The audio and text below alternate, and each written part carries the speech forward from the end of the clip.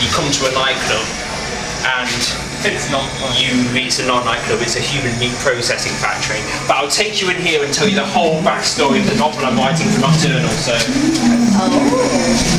Not just this. Right, this is what it looks like when there's no smoke in here. Wow. I'm just going to press stop that noise, that announcement going off. There, drives me mad.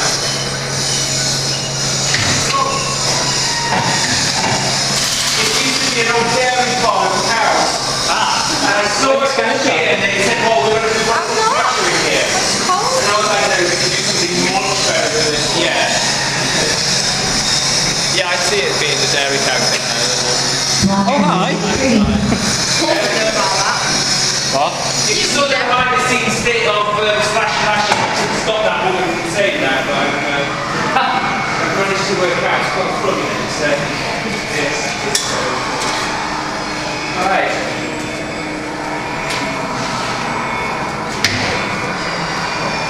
Okay, so do you want me to tell the whole backstory? Yes, please. When you design an attraction, you've got to be really careful with what the audience actually want to hear.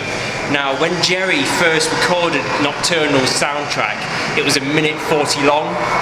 Now, that meant the show was probably about 3 minutes long in here. That means we'd have a throughput of about 120 people per hour. And as an attraction goes, people are really going to be angry out there. So we had to take that and condense it down to his speech, which is 44 seconds long, and this show in here lasts for about 1:10.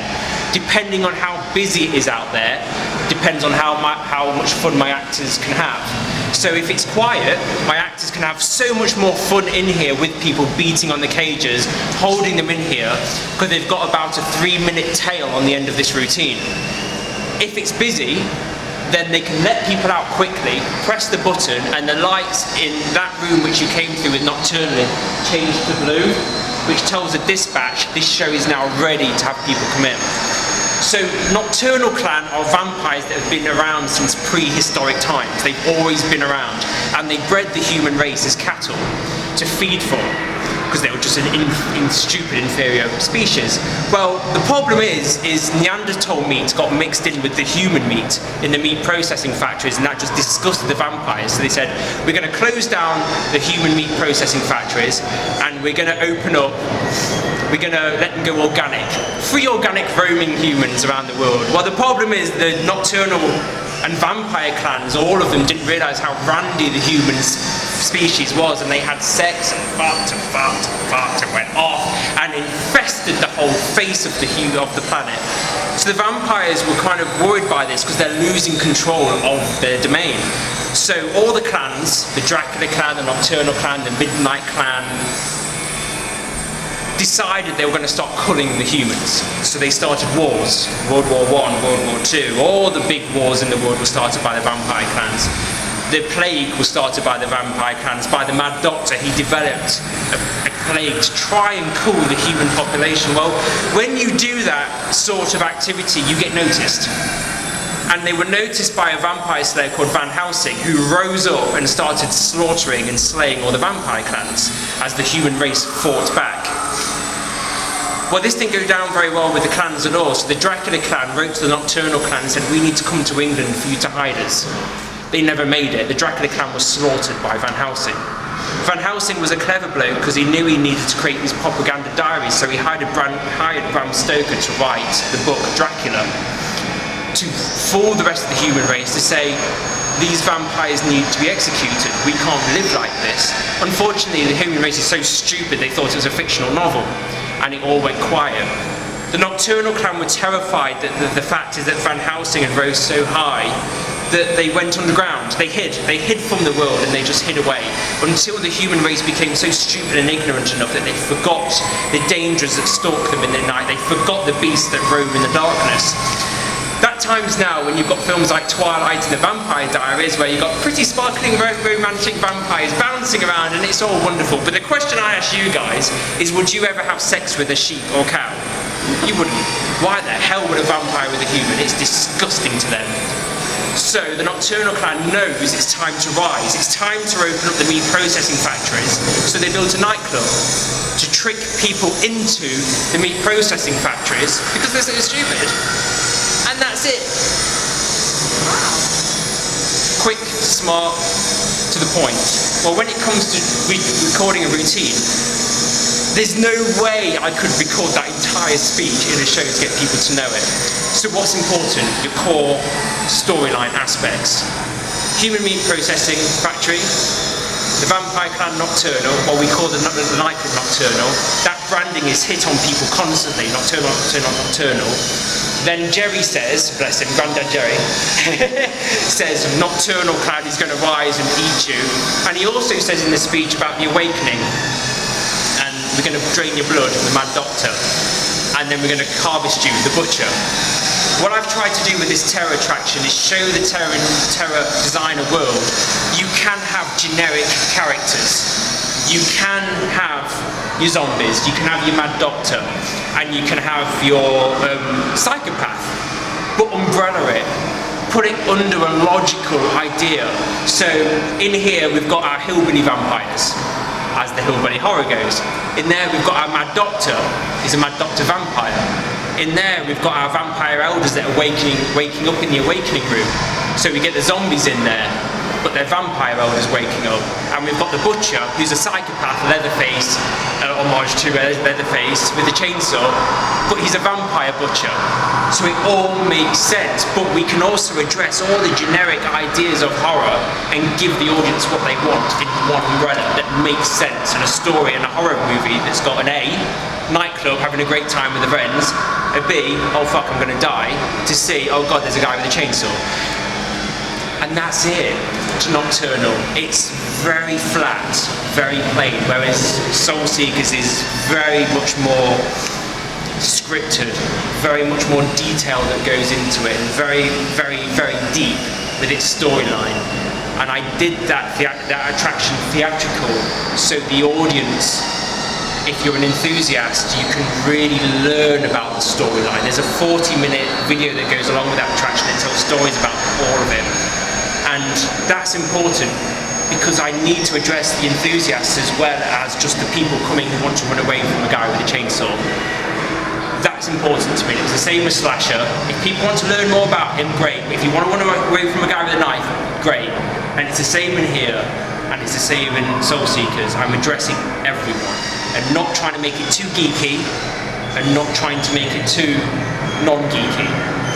Like on the posters on the wall around here, you probably didn't see it, it was smoked up.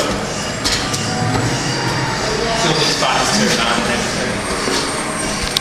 Drainage pipe here, stupid waste, pointing out that humans are stupid in their brains. We've got do not damage before draining of body blood, obviously the heart. And again they compete, and then over there on the back wall one, I like to put things in like this. Again, we've got waist circled. Tuesday treat on the arm, bit of shoulder bone there. Insert pipe here for drainage and storage. Impale to keep them alive for a little bit longer. Obviously, you avoid the heart. Good barbecue on the ass, like that. Wednesday surprise. Bit of that, would be lovely. Sunday roast again. Stupid waist. I drew a moustache on this one with some glasses. Blood drain. We've got the heart pump. Monday munch on that arm there, and toxic. Yeah, the bit's horrible. We don't want that bit. Too bristly. Yeah. Okay. So did that mean you said you're writing a novel based? Yes, I am. But this is based on the novel you're writing? I want there to be more meat processing factories built around the world. I'm going to turn this off, just wait there. I'm going to put with the blood draining room, blood drain. It's more like the blood pooling pool room. So, every tower attraction needs a transition corridor of some sort. The barrels behind you there are events. I'm not sure if you saw one go off. Jerry comes on and says something and goes ha ha ha ha ha, and if it goes ah ah ah, when it goes ah ah ah, smoke piles out of that. If you're under it, you know it. At the moment they're going off too much, it just smokes out everything. But this is just a normal transition corridor, A to B. You let people calm down a little bit, get the bearings, and move forward into the next show, which is the blood draining room. Which is a lovely key work.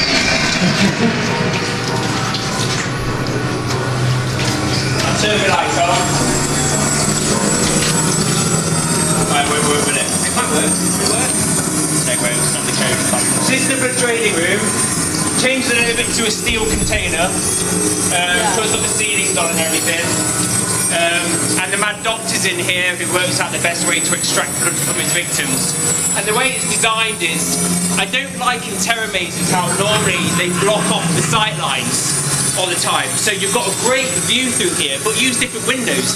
We've got a big one to scare them, small ones to see what's going on, strobe light, but there's so much going on in here, the actor can really play with people.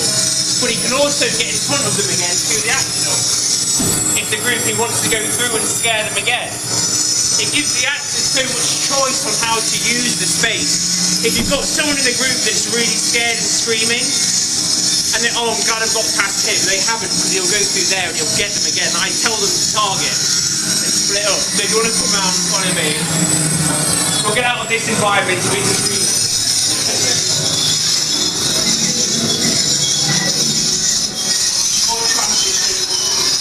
A little bit of transition corridor. It's going to get dark. You got a light on that, haven't you?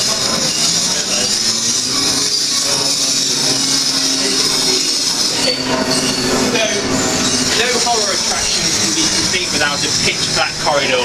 It really unnerves people, but it's actually really important to Nocturnal. If we're dispatching people how we're meant to be dispatching them to get the 480 people per hour, by the time the guests reach this point here, the first show, all the vampires will be on top of the cage again attacking. That's important because one, it gives them a really unique of where they've just been. It really reinforces the meat processing factory, like they're in a processing line. But more importantly, it hides the butcher who's standing right there. Because everyone's looking there and he's like that, and he can really jump people if he wants to. And we've got a little cut through here in case I need to get around and do things, you know, just to throw through the attraction, make it more manageable for me. So we come through into the awakening, and this is where the zombie vampires are. And what I like to do with my terror mazes is I like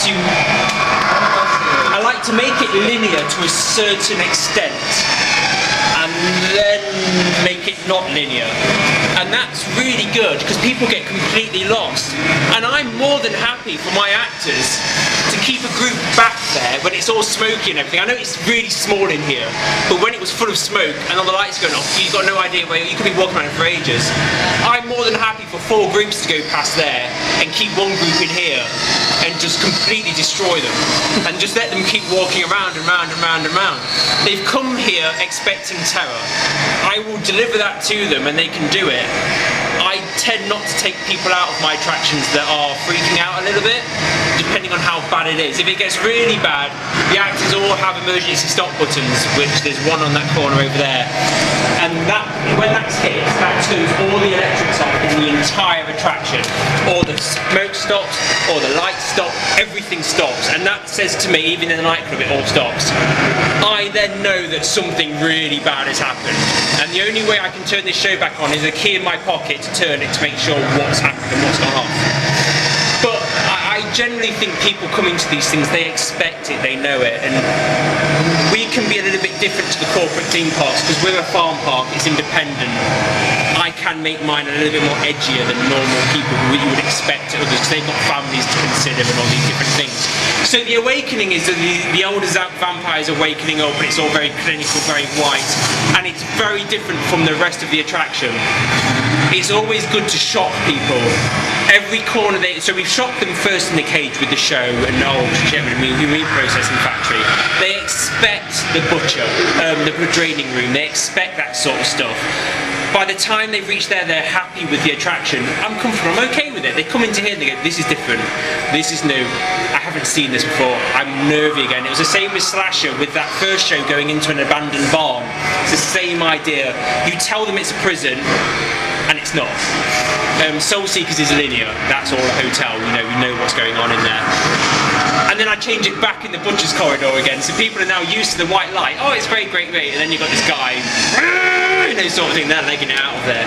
So yeah, into the butcher's corridor, who basically, if the Mad Doctor didn't want you, the Vampire Elder didn't want you, the butcher will carve you into little snacks so they can eat you. And it's really loud in there, so I'll say what's going on in here.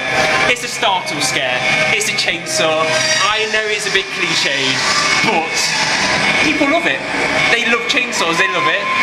It fits in great with this attraction, with what's happened to people, so it's okay to use it. I don't do cliched stuff very often, but it fits Nocturnal because of the whole processing factory. Cutting people up easy, use a chainsaw, everyone knows that. It cuts cartilage and everything. But we'll go through, it's a bit loud, so we'll go out into the exit. Oh, and then corner.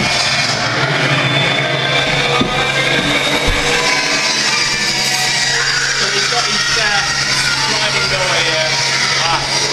That you can come out of. He's also got a light switch there which won't work. And he's also got access. I don't know if I've got it on me. Have I got it on me? I haven't got it on me. There's remote control for that smoke machine at the end of the corridor. Didn't need it tonight. But it's right here. Right there. And the whole idea of having a smoke machine in the very end with the butcher's corridor when people come running out screaming, I want people, yes, they're going to hear the chainsaw, you can't hide that noise, but I want people in here not to realise it's a meat processing factory. I just don't want that to happen. So when they come bowling out of that door, you've got the red strobing lights still. So you've got smoke, red strobing lights, they don't know what's, oh, it's still a nightclub, it's still a nightclub. But the more important thing is when you're in the queue line, the reason I kept the roofs open for the awakening room is because it's strobing in there. Behind this wall, if you go down there and look, it looks like a nightclub going on behind this set. It lies all the way through until you're actually in it, which is the trick and why it works, I think, so well. And that's it, that's going through Nocturnal. Do you guys want it to yourself for a bit? Sure. Is that okay? Yeah. Head through the front.